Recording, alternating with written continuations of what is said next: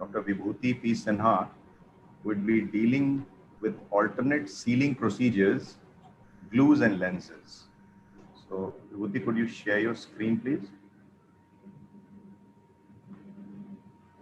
So, Dr. Vibhuti Sinha is a pass out of Government Medical College, Jabalpur, and he's heading the Department of Ophthalmology, RIU in IGIMS. He completed his senior residency at RIU itself in 2002, and since then he has established himself over here and is heading the department. He was one of the youngest to become the professor and head of the department. He has been recognized by Times of India and Young Achiever Award of SKRS and in Refractive Society Gold Medal in 2016. He has been awarded A.K. Prasad Gold Medal, served as an editor of Bihar Journal of Ophthalmology, presently Secretary of Bihar Ophthalmological Society, and he was a Chairman Scientific Committee of the Bihar Ophthalmological Society in the past. He's also a principal investigator of various multi-centric trials, currently working on BIRAC DVT trial to create a trial-ready network all over India. So Dr. Vibhuti, come up with your topic. So thank you, Dr. Nilesh Monsa, for giving me this opportunity. Am I audible? Yes, sir. Okay.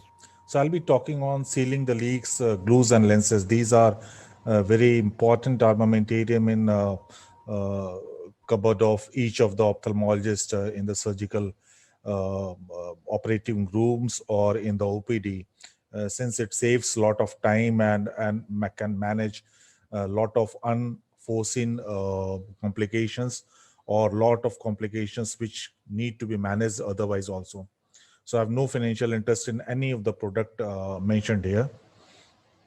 So these are the contents. I'll be talking about introduction, types of adhesives, how to use them, the complications, and the newer tissue adhesives which are in pipeline, along with the BSCL. So it was used off-level for decades, first reported in 1963 with advancement in the formulation and technique. They have become important armamentarium.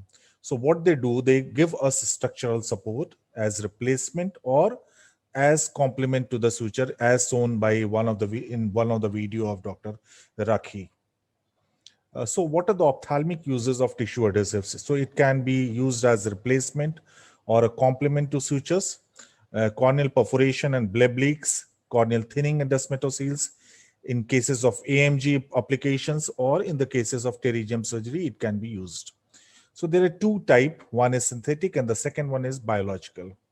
In the synthetic, N-butyl 2 cyanoacrylate is available, which is less expensive, easy to use, and non-biodegradable. Whereas in cases of fibrin glue, which is biological, it is biodegradable kind of glue. So what should be the property of ideal glue? It should allow enough working time before it solidifies, should be biocompatible. That means it should create less amount of reaction, adequate. It should also provide adequate amount of tensile strength to the wound it has been applied, and that is the primary aim for which it is being applied. It should be permeable to fluids and metabolites to prevent necrosis. It should create a minimal amount of induced inflammation, just enough to create healing process underneath, but not in excess of inflammation. It should create, rather than if it creates excess of inflammation, then there will be a lot of vascularization and other related complication. Should not carry the risk of the disease transmission and should be easily accessible and affordable also. So one by one, I'll be talking about. First one is the synthetic, that is N-butyl 2 cyanoacrylate. So there are two variants. One is used in ophthalmology, that is N-butyl 2 cyanoacrylate, whereas another one is used in the skin closures. How it acts? It polymerizes the rapidly ionic substances, such as when in contact comes with contact with the water or BSS, it polymerizes. It allows healing to proceed underneath the glue. It also provides significant amount of bacteriostatic properties. So in a way, it helps us in the healing process as well as control of inflammation and infection. Can only be used externally. If it goes internally into the anterior chamber, it will create a lot of inflammation. So it has to be thoroughly applied when the wounds is secured. The tensile strength of the bonding is one of the highest of the glue. So once you apply it, there'll be mild eosinophilic reactions, which the reaction becomes minimal by 7th day, and the duration of glue adherence ranges from few days to more than 2 months. So it can dislodge from its own place, or it can stay at the place for even up to 2 months. How to use that? So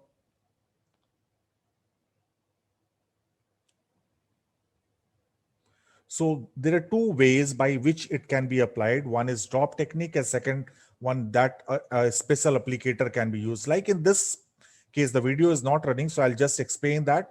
So once you have to apply, you make sure that the anterior chamber is well formed. You can put anterior air bubble into the anterior chamber to push the iris back. If the opening or the perforation is small, 2 millimeter or less than 3 millimeter, we can apply it directly. But if it is little larger, then we have to naturally apply sutures to give a kind of meshwork, and over it the glue can be applied. Or we can use a kind parchment paper like kind of thing, or a different kind of opaque piece of glue, so that once you apply it, a drop is put on the perforated area, it polymerizes, and then once it polymerizes, the anterior chamber become well formed, and at the end of the procedure we can apply the bandage contact lenses, so that the foreign body sensation does not occur to the patient. Now, what are the complications? So there'll be dislodgement of the glue, so we should be ready with reapplication of the glue, or we can have to change the procedure of treatment. We can have to shift to application of sutures or some other material to actually close the perforation. It can cause GPC, it can cause secondary glaucoma, stromal neovascularization occur, and also cause secondary inflammation or bacterial infection if the glue or BSCL is left for very prolonged duration. The second one is fibrin glue, which is biodegradable, and it is approved by FDA for achieving homeostasis. And in the corneal perforation, it was first published in 2001 in the cornea, and since then it is being applied for corneal perforations. So there are 4 vials, and the 2 vials, the blue vials, are having sealer protein concentrate, and that has to be mixed with the fibrinolysis inhibitors, and then the thrombin has to be activated by use of the calcium chloride. And then when these two portions are applied, it forms a fibrin glue, and that's way it can act like a glue. So when we compare the cyanoacrylate glue with the fibrin glue, in cases of cyanoacrylate glue, it provides more deeper stromal, it creates more stromal neovascularization, whereas fibrin glue is less reactive. The stay is more with the cyanoacrylate glue in comparison to the fibrin glue, and the rate of healing is nearly equal in both glues, cyanoacrylate as well as fibrin glue. However, the cyanoacrylate glue is easily available, and it costs little less also, so can be utilized for perforation, smaller kind of perforations. So advantage is to reduce the total surgical time when you put a suture, few sutures, and then apply the glue, and over that the BSCL, it reduces the total surgical time. It is better tolerated, non-toxic, better antimicrobial activity when compared to the cyanoacrylate glue, lowers the risk of the post-operative wound infection, and a smooth seal along the entire length of the wound edge results in the higher tensile strength. Having said that, it has the chances of reactivity also, so one should be cautious in application of that. And it can also have the risk of transmitted disease, especially the viral disease. These glues are expensive also. Now there are certain newer tissue adhesives which are in pipeline also, like polyethylene glycol, acrylic copolymer tissue adhesives, biodendrimers, dendritic macromers, or photo cross linkable adhesives like riboflavin based adhesives, which are used in the C3R, and it can also be used for the drug delivery in the futures. So to conclude my presentation, I'll say that this is the choice of material as adjuvant in the routine cases or emergency. So it should be there in the armamentarium of each of the ophthalmic surgeon.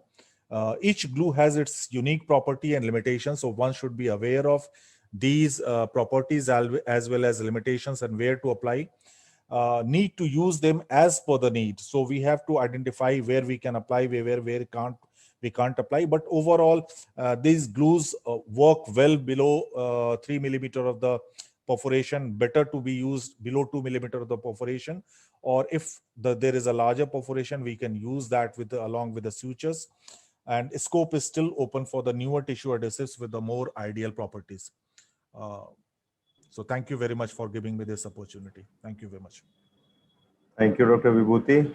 It was a very nice and comprehensive presentation and information regarding the types of glues, which is used as an adjuvant therapy in all smaller perforations, also as adjuvant to corneal sealing procedures where you have a leak and all those.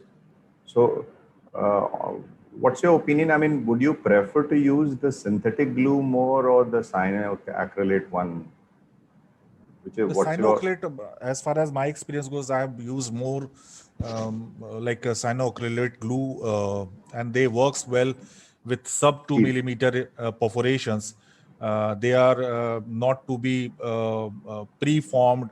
They comes in the preformed vials in the unims, and they can be applied very easily. Whereas in cases of fibrin glue, it has to be prepared well, before the actual application.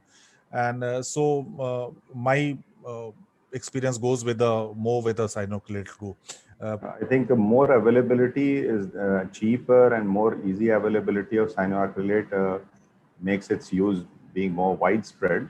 But yes, the synthetic one is costlier, but definitely it has got advantages in other procedures. The fibrin glue can be used in cases of AMG and other procedures. AMG and all. Fibrin glue comes in more wider.